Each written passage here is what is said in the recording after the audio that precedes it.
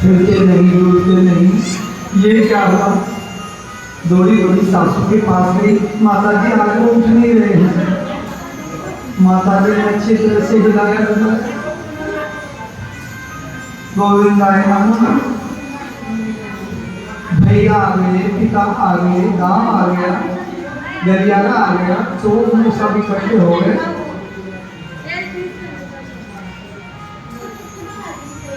माताओं से निवेदन है, हम कथा में 10 मिनट की छुट्टी देंगे।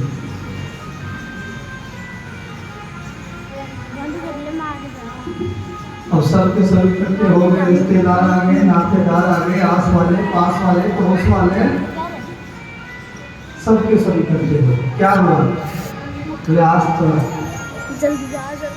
राम जी आधार वो बेचारा जो पोखरे में चढ़ाई सब देख रहा। साधु जी को समय पता था 4 बजे वो श्वास खेचेगा, 6 बजे तक सब इकट्ठे हो जाएंगे। 6:30 बजे पहुंच गए राम जी के घर। अरे रामो कहाँ गया? आज हमारा चेला आया नहीं सुबह। तो महाराज जी बेचारा जगत छोड़ के चला, उसी के घर में ये सोते हैं। अरे बड़ा अच्छा था, सेवा भावी था, सबका भला करने वाला। ऐसा व्यक्ति मर सकता है क्या? तो यदि मर भी गया हो तो हम अभी उसको जीवित कर देंगे। घर में आते रामू को देखा, रामू अपने योग में सो रहा था। साधु ने नाड़ी लगाई, हवा कम हुई। हवा कम होते ही राम समझ गया मेरे गुरुदेव आ गए।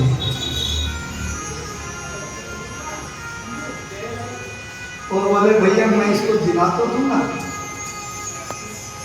लेकिन इसके बदले में किसी को मरना हो।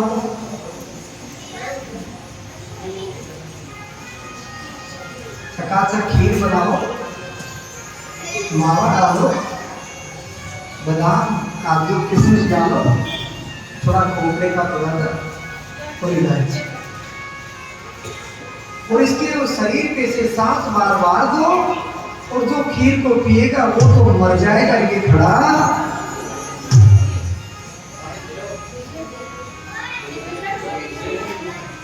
अब सबसे पहले माँ दो से रो रही थी, मेरा बेटा मेरा बेटा। बोले भैया खीर पियो। बोले एक ही नहीं मेरे 3 बेटे हैं, ये मरे तो मरने तो मुझे जीने दो। बाद में पत्नी बहुत जोर से रोती है। पत्नी के पास दौड़े दौड़े गए, बोले क्यों रोती हो? बोले आपको पता नहीं मेरे पति मर गए। बोले हम उसको दिला देंगे, खीर पियो, आप मर जाना वो जी मर जाएगी। बोले हमने तो ये सलामी की पड़ोसी तैयार है, कई दिनों से बेचारा परेशान है। पिता को पूछा आप तो बूढ़े हो गए हो, आयु पूरी हो गई है, जी करके क्या करोगे? जिएगा घर चला है, आपका नाम क्या? आप योग्य। बोलो भैया मुझे बुढ़ापे में नहीं, अभी हमें बहुत कुछ देखना है। भाई को बुलाया, तुम्हारी पूजा है, टूट जाएगी, भाई के बिना कैसे कर पाओगे? तुम बड़े हो, थोड़ी खीर पी लो। बोले ये मेरा भाई था कब? ये तो मेरा शत्रु था, मैं तो इज्जत बचाने के लिए भाई भाई पर। बेटों को बुलाया, आओ खीर पियो। बोलो जी अब ये क्या जी करके करेंगे, हमें भी तो बेटों का मुख देखना है। इन्होंने तो हमारा मुख देख लिया, हम भी तो किसी का मुख देखें। रिश्तेदार नातेदार सब बहन को कहा तो बड़ी जोर से रोती रोती आई है, इस खीर को पी, मेरा भाई खड़ा हो जाएगा। बोलो क्या मेरे घर बार नहीं है? मैं तो लोकाचार निभाने के लिए रोती आई हूँ। यदि हंसती आती तो लोग कहते इसको तो दुख नहीं है, संसार रोता है केवल दिखावे के लिए, या रियल में रोते हैं क्या? जब घर में कोई मरता है ना तो सब लोग चुपचाप बैठी रहती हैं और बाहर से रोज सुना नहीं, अंदर से टेप चालू हो जाती है। तो रोने वाला तो रोता रहेगा, रुकेगा कैसे बेचारा?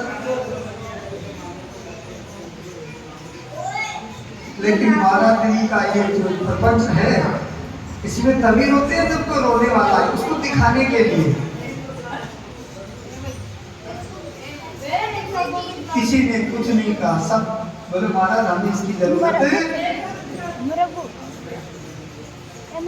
गुरुजी ने कहा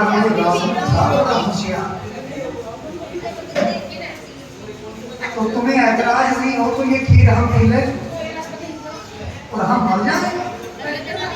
हमारे साधु का क्या, न बेटा है न पोता है, न कोई खाने वाला न पीने वाला, हम चले जाएंगे, ये खड़ा हो जाएगा।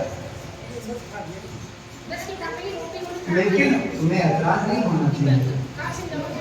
तो हमें क्या दिक्कत है, साधु को मर जाएगी खड़ा हो जाए तो अच्छी बात है।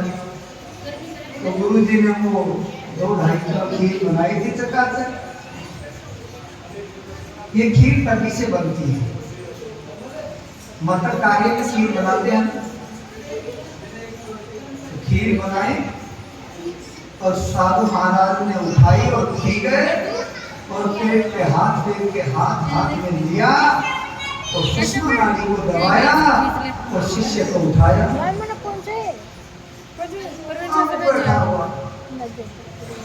चले गुरु जी? बोले कहाँ? बोले अब हम जान गए हैं यहाँ हमारा कोई। दधीची महाराज ऐसे ही ऋषि,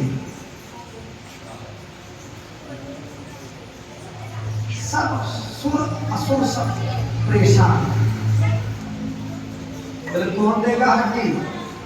बोले वो देगा जिसको भगवान पे विश्वास है,